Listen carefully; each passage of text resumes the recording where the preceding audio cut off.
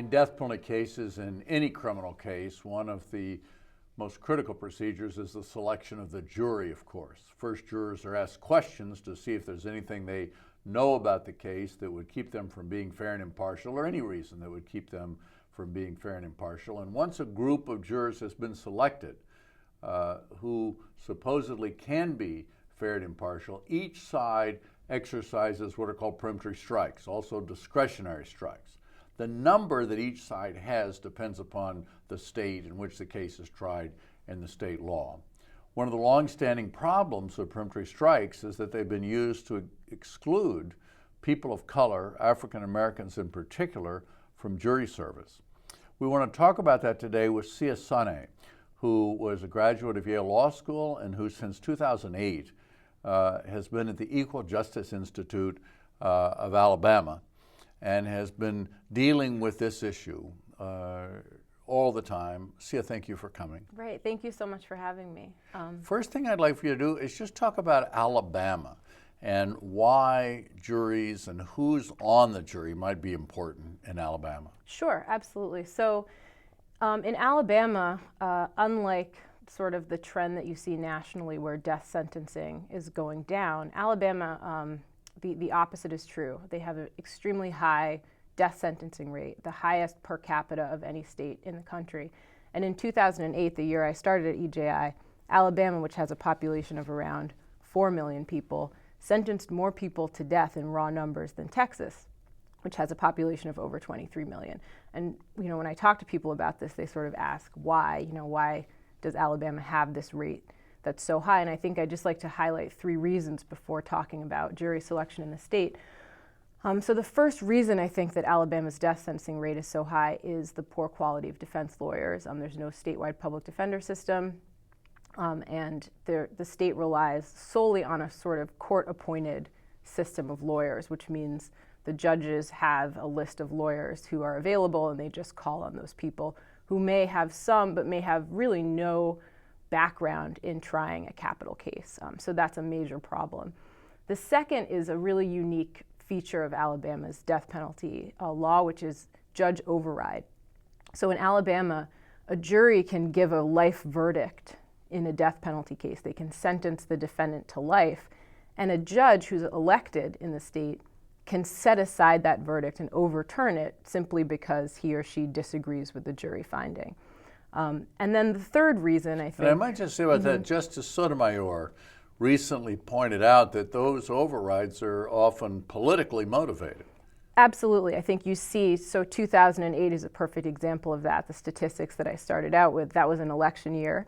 A lot of judges were running for re-election, and there have been, quite extensive findings that in election years, more judges, as they're running for re-election, override in capital cases because they feel political pressure to do so. And so right now, it's not an insignificant number. There's around 200 people on Alabama's death row. Approximately 23% of those people on the death row now are there because of a judge override. So those are people who got life sentences from a jury, but nevertheless are on death row because a judge overturned that verdict and sentenced them to death. And then just the third reason, which is particularly relevant to today's topic, is racial bias. And I just want to highlight a few features of Alabama's system in this respect. So the first is that of the 19 appellate judges in Alabama on the civil appellate court, the criminal appellate court, and the Supreme Court, none are people of color. All of those judges are white, which is unusual in a state that has a significant African American population, as Alabama does. The second is that the overwhelming majority of elected trial judges in the state are white. And then finally, there are elected prosecutors, district attorneys in each of Alabama's counties. And so of the 42 elected prosecutors in the state, only 1 is African American. So when you zoom out and look at this, what you see is a judicial system where almost all of the actors are white and none of them are people of color. And given this backdrop, the jury becomes really significant as the one place in these courtrooms where African American voices could be heard. And so it's something that we pay a lot of attention to in the cases at EJI that we take, is to make sure and try and ensure that African American voices are being heard through the jury process, especially against this backdrop where that's the only way their voices will come in. And yet what we've seen in Alabama is that even with this Supreme Court case, Batson versus Kentucky in 1986, that outlawed racial discrimination in jury selection, prosecutors are still routinely using their peremptory strikes, their discretionary strikes, to remove jurors from jury service because they're African American. And just one dramatic example of that is a case that we litigated called McGahee, where the prosecutor in that case in Dallas County, which is about 55% African American, the prosecutor in that case eliminated 23 of 23 African American jurors who were eligible for service. And the defense lawyer in that case raised an objection and asked the prosecutor to explain to the court why he was removing all of these African Americans. And the prosecutor's explanation was that they appeared to be of low intelligence. That was his purported race-neutral reason for removing these jurors. And the trial judge presiding over that case accepted that as fine. And this capital defendant went to trial before an all-white jury in a county that's more than half African American and was sentenced to death. And that's just an example of a case that EJI takes where, despite this law and despite a very large population of eligible jurors, nevertheless, we're seeing capital trials where people of color are going to trial before an all-white jury. Let's back up just a minute and talk about that Supreme Court decision. A lot of people say or think that there's no longer race discrimination in selecting jurors by these use of peremptory strikes. But how exactly, just explain how exactly the Batson process works. And the case, of course, is Batson versus Kentucky, a Supreme Court decision that dealt with an old Alabama case, actually, that had allowed prosecutors to strike jurors for any reason, race, religion, or any other reason that they might have. The Supreme Court in 1986 said no, but what was the remedy? Right, so what Batson sets out is a three-step process that trial judges have to apply. And the holding of Batson is that you cannot discriminate, you cannot remove a juror because of race. But you can remove a juror if you can provide the court with what's called a race-neutral reason. So there are other valid reasons to remove a juror other than their race. And how this is applied in the courts is that jury selection begins, the prosecutor is using his or her strikes and removes, let's say, 5 eligible African Americans in a row. The defense lawyer then bears the burden of objecting to what's happening and putting the court on notice. So the defense lawyer would say, I object under Batson versus Kentucky. The prosecutor is striking 5 African American jurors. At that point, if the judge finds what's called a prima facie case of discrimination, so some minimal evidence that discrimination might be going on, the burden... And that's particularly if there's a disparate use, right? If they're striking far more African American jurors than white jurors, even though African Americans, as you said in the McGahee case, were a minority, but the prosecution used every single strike in that case against African Americans, Absolutely. Right? Exactly. So that made out a pretty clear prima facie case. So that would be a strong prima facie case, but Right. The language of the court and how it's been applied is something we can debate. But in theory, it's supposed to be a relatively low bar that the defense lawyer has to meet.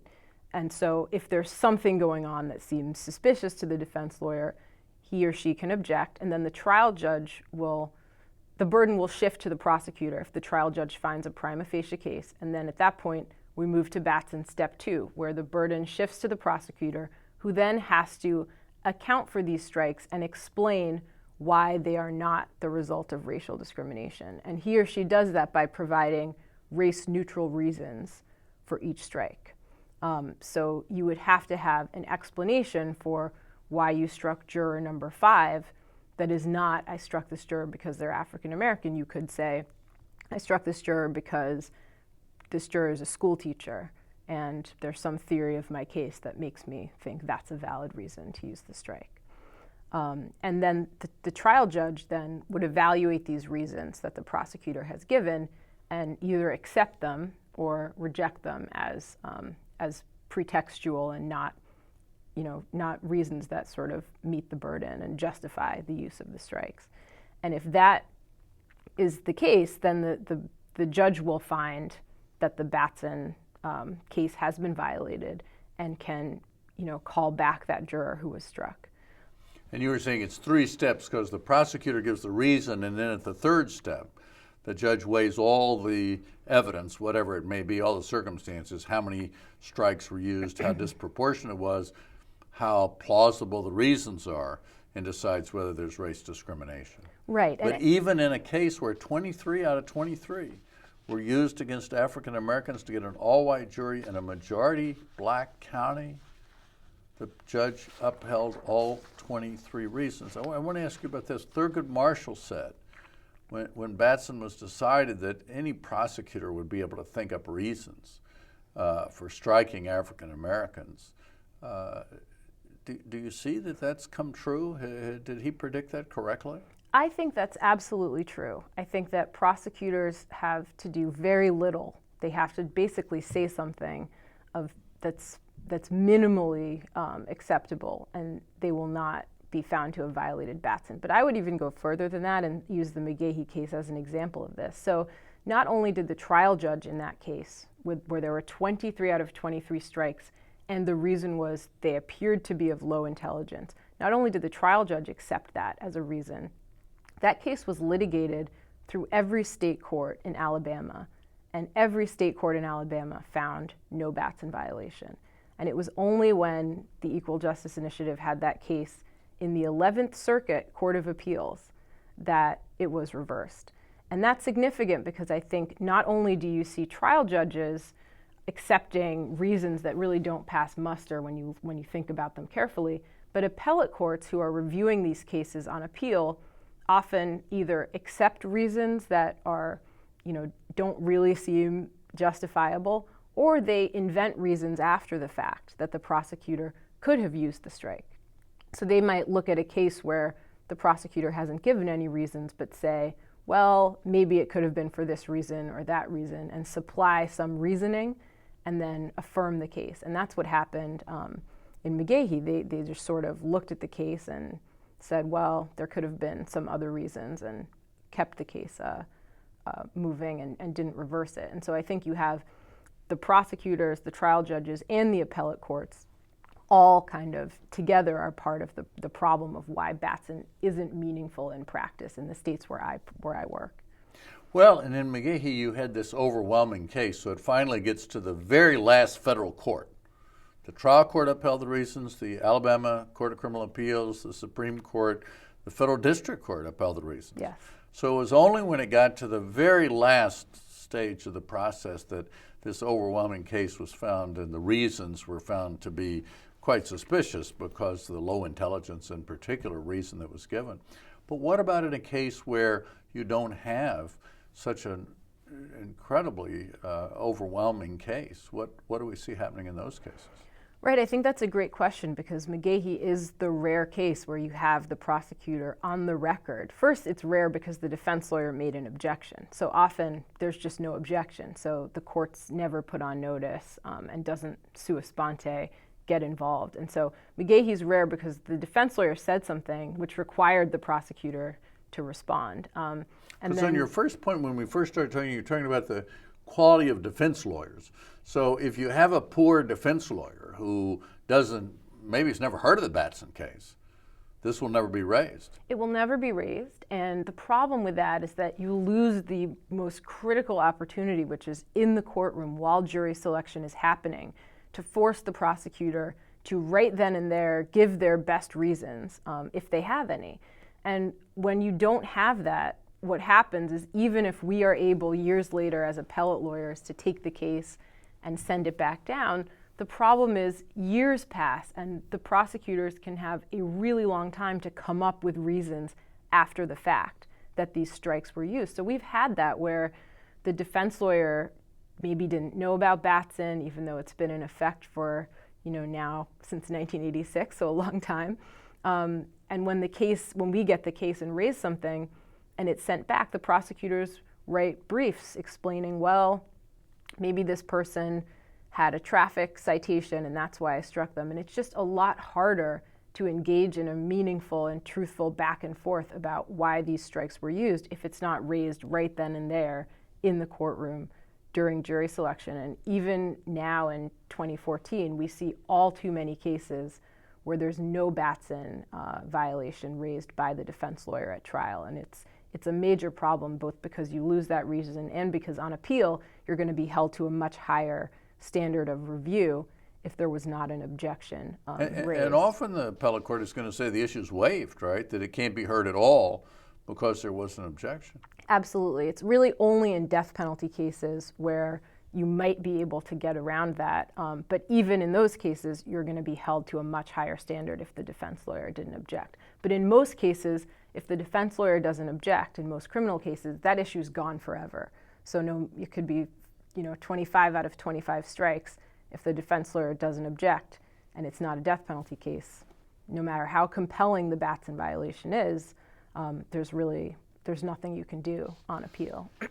And there are also some psychological things going on here, right? Dynamics in play, because it may depend on the relationship between the defense lawyer and the prosecutor, and the prosecutor and the judge, in terms of what you're claiming in a Batson objection is that the prosecution intentionally discriminated on the basis of race. There's no getting around that. It's intentional, am I right? Absolutely, racial discrimination. right. And that the reasons given are pretextual. In other words, that the prosecutors lied about the reasons. I would think often judges and prosecutors who work together on case after case, that's going to be a very hard finding, isn't it, for a judge to make? It is. It certainly is. And we've been, in trainings and in meetings with defense lawyers if we're, looking at the cases on appeal, and they'll say that.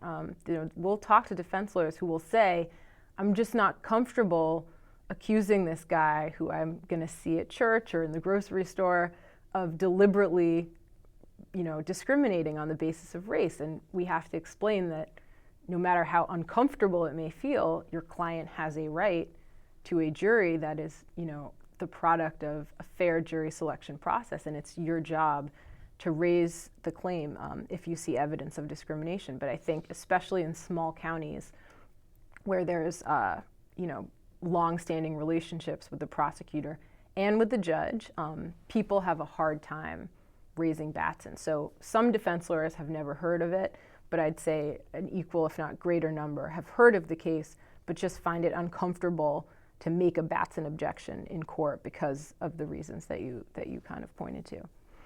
And I just want to ask this, 27 strikes. It's an awful lot of strikes in a case.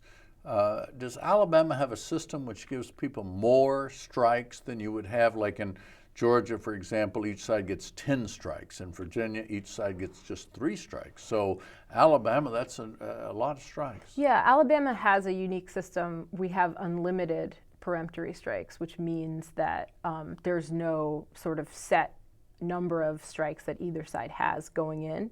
And that's why you see these cases with sometimes very large numbers, like 23 out of 23 strikes. And some courts in Alabama and other states have expressed concern about this. The Mississippi Supreme Court, in a Batson case, in the last 10 years or so, expressed concern about peremptories and sort of threatened to eliminate them altogether because their discrimination is still so rampant. And I think courts where there are effective trial and appellate lawyers are seeing evidence of this.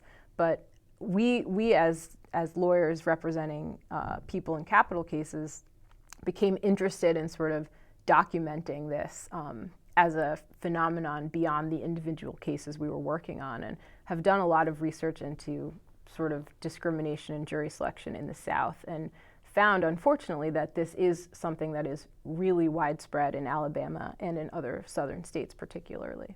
And what did you find? Tell us about your findings. So in 2009, EJI began a sort of year-and-a-half-long project to research and document jury selection practices in southern states. And we looked at Arkansas, Alabama, Louisiana, South Carolina, Tennessee, Florida, and Georgia. And we looked at what was going on and whether, 25 years after Batson, was Batson working? Was it doing what the Supreme Court intended it to do, which was prevent people from discriminating against African Americans and other racial minorities in jury selection? And what we found was really distressing, which was that this discrimination continues, and it continues in quite dramatic fashion.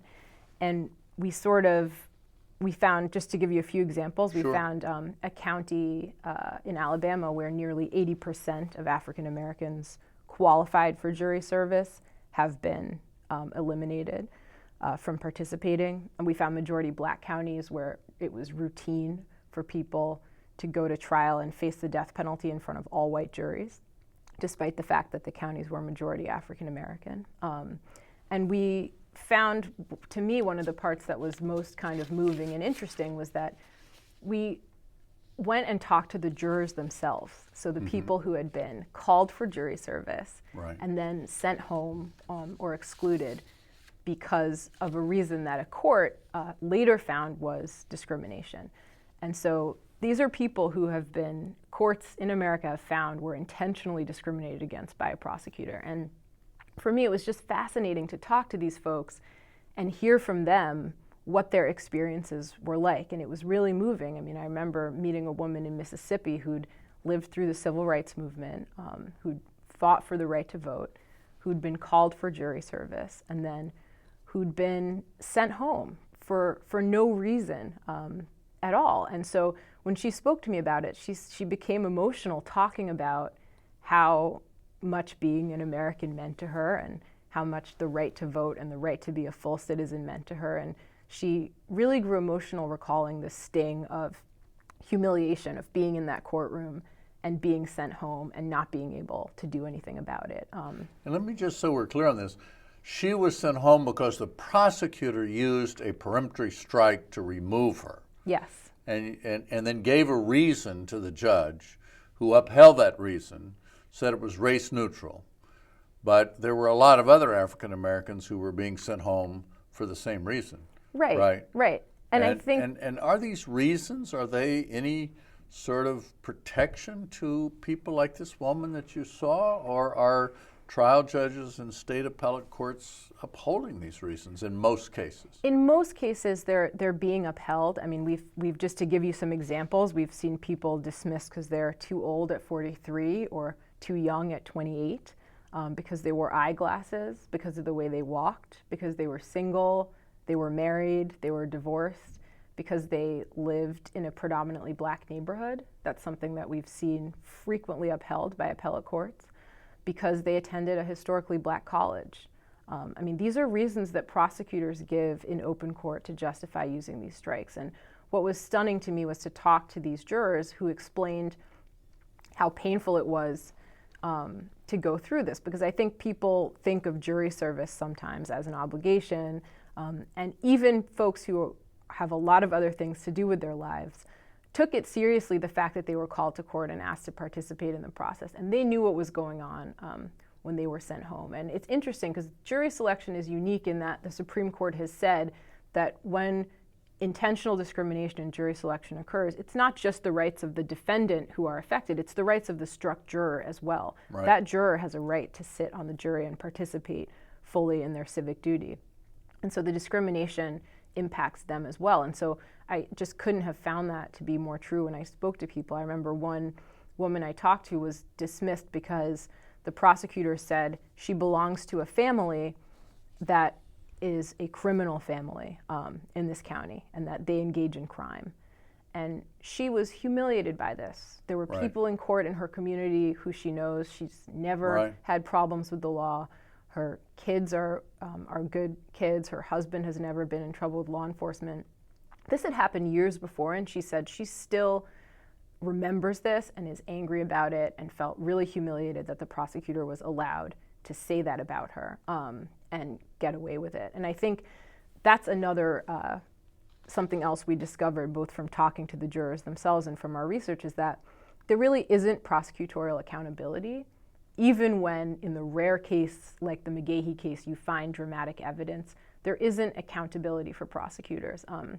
So what happened in McGahey when this court found discrimination is that they reverse the case and he is entitled to a new trial because of that.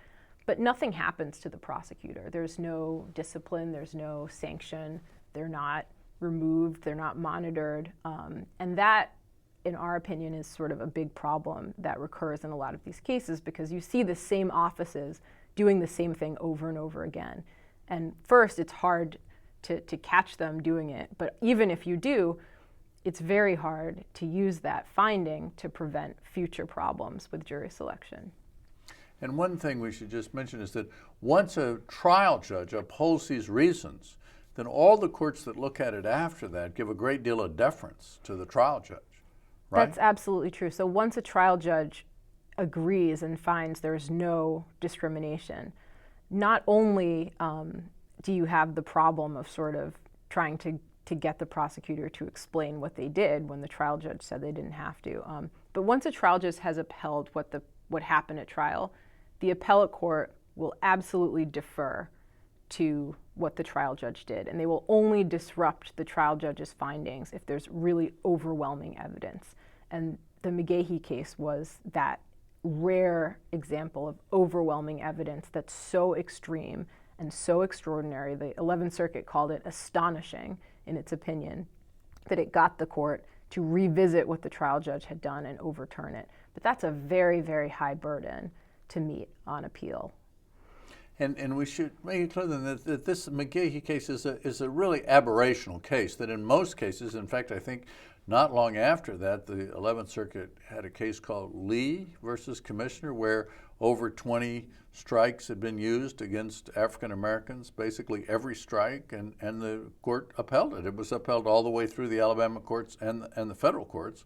But of course, the more typical case is where maybe 8 strikes are used against the 8 African Americans in the jury pool. Mm-hmm. And those are normally upheld, are they not? They are. And I would just also add that often you don't need 23 strikes because African Americans are being limited from jury selection in other ways through the way that the jury pool is selected. So in counties, we call these underrepresentation problems. So there could be problems like they use voting lists or driver's license, or there's certain ways of selecting juries that counties can employ that will lead to fewer African Americans ever being called for jury service in the first place. And those are what we call underrepresentation problems. So what I see in a lot of Alabama cases is that even in counties with a very substantial African American population, you might see a jury pool in which out of 100 people, there are only 4 people called for jury service who are African American.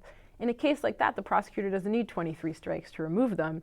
Right. He or she only needs to use a couple, and it's, you come up with a few reasons, and then there's really very little we can do on appeal. And I think that is a perfect example of why McGahey really is the rare case, because often it's 4 or 5 strikes, and the courts will just defer to what the prosecutor did. So EJI several years ago filed a lawsuit addressing these underrepresentation problems because there are African Americans in every county who've never been called for jury service. And so it's rare to have a situation where you have that many people in the pool and then the prosecutor strikes all of them, and then the prosecutor gives basically a pretty outrageous reason on the record. That's a unique situation. So. And as a general rule, the prosecutor strikes are not aggregated where we look from case to case to case. I know in North Carolina, they put together all the strikes in death penalty cases of jurors, and it was profound in terms of how out of balance it was that African American jurors were being struck so much more than white jurors. But in your lawsuit, you actually looked at one jurisdiction in Alabama. We did. So we looked at Houston County, Alabama, which is a county with a very high capital sentencing rate, a large African American population, yet where almost every death penalty case is tried before an all-white or nearly all-white jury. And that was the basis of the lawsuit.